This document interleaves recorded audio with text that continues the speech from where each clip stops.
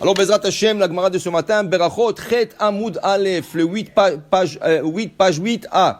Amar le Rav Ram bar Papa, le Malan Mar, Meane Mele Ma'aliata, Damat Mishmed Rav Chizda, Miled Beknishta. Dis le Rava à Rav Ram bar Papa, dis-nous quelque chose, une halakha qui a à voir avec la synagogue. Mais quelque chose de beau, quelque chose d'intéressant, quelque chose qui a à voir avec les lois de la synagogue. Il lui a dit, Amarle, Achi Amar Rav Chizda, ainsi il nous a enseigné Rav Chizda, Maïdichtiv, que veut dire dans le Tehillim, le psaume 87, Oev Adonai Sha'arei Tzion, Mikol Mishkanot Yaakov. Dieu, il aime les portes de Tzion, de toutes les demeures de Jacob.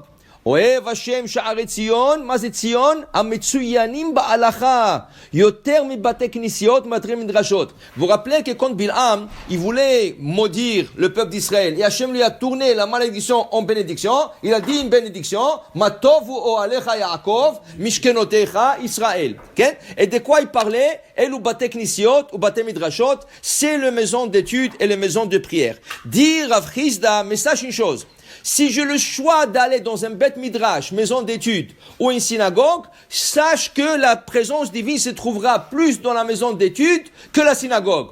Parce que c'est très important d'avoir une place où on étudie. Par exemple, dans la halakha, c'est écrit, une synagogue, tu peux la tourner en Beth Midrash.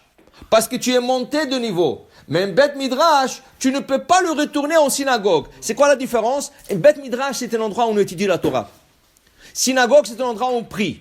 Tu peux aussi prier dans un Beth Midrash. C'est encore mieux. Okay? Mais c'est un endroit qu'on étudie. Une synagogue, les gens ils viennent, ils sont pressés. Shachrit, Alen Shabeach, dehors. Mincha, Alen Shabeach, dehors. Arvit, Alen Shabeach, dehors. Ils ne restent pas pour une seconde pour étudier Hasbe Shalom. Ça, c'est une synagogue. Ok, c'est bon. Il y a la Kedusha de la synagogue, il y a des lois qui y a dans la synagogue. Okay? Mais par exemple, les lois vont être plus strictes pour la synagogue que le Beth Midrash. Dans la synagogue, on n'a pas le droit de manger ni boire. Tu es venu rien que pour faire la prière, tu dois respecter la maison de Dieu. Pas de manger, pas de boire. Tu fais ta prière, tu t'en vas. Beth Midrash, comme tu veux étudier, Chachamim, ils ont facilité de manger et boire de Beth Midrash. Pourquoi? Parce que si tu as besoin de chaque fois sortir de la Beth Midrash pour manger, tu ne pourras pas suivre le cours de Torah.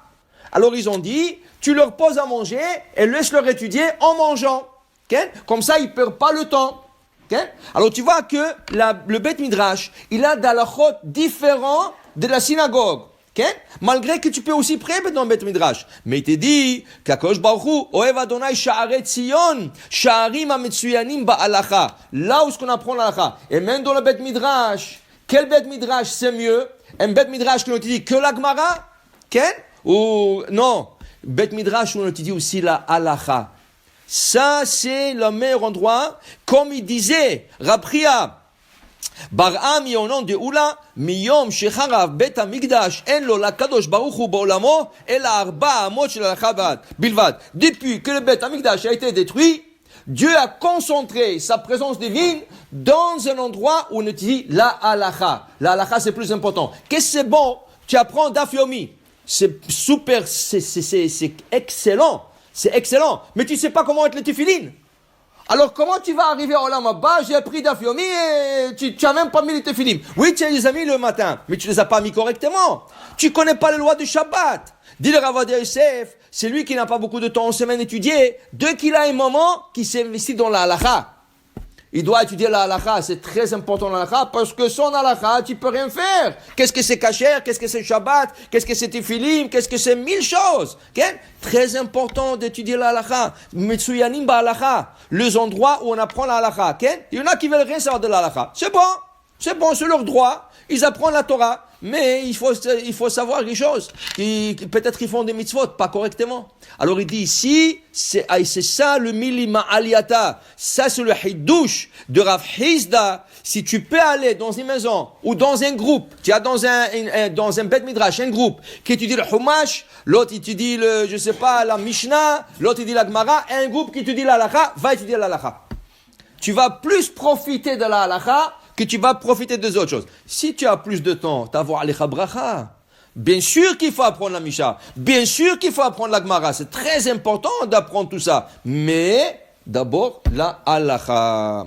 Alors, il dit ici, Et il y a des rabbanim à l'époque du Talmud.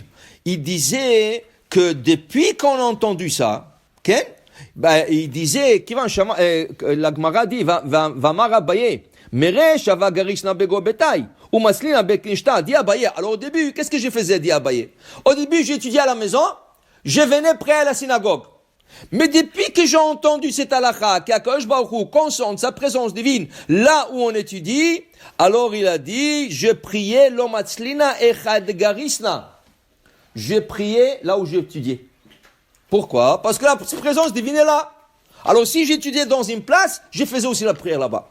Parce que la présence divine était avec Allah et Akadosh Baruch Hu écoutait la prière. Et ainsi disaient deux grands rabbanim, Rabbi Amé et Rabbi Aseh, Afalgav davulut lesar beknishta betveria. Très intéressant. Il y a 2000 ans, ou 1500 ans on va dire, il y avait déjà 13 synagogues à Tibéria. Aujourd'hui tu vas en Israël, chaque miklat, mais à l'époque c'était pas courant. Regarde, à Tibérias, il y avait déjà 13 synagogues. Et Rabbi Ami et Rabbi Assi, deux grands érudits, ils disaient, nous, Ken, depuis qu'on a entendu cette halakha, l'homme atzle ad ella bene amoudi echad avogarsi. Là où ils étudiaient, ils se levaient, ils faisaient la prière. Depuis qu'ils ont entendu cette halakha, tellement important, tu emmènes la Shekhinah avec toi. Et d'ailleurs, dans le Maxime de Père, c'est écrit que la Shekhinah vient écouter qu'est-ce que tu es en train d'étudier. Alors, pour dire, c'est très important d'aller et étudier la halakha et de prier aussi dans un endroit où on peut étudier. Alors, si tu peux étudier dans un Bet Midrash, Mashrenu Matov Chelkenu. Baruch Adonai La'olam. Amen ve Amen.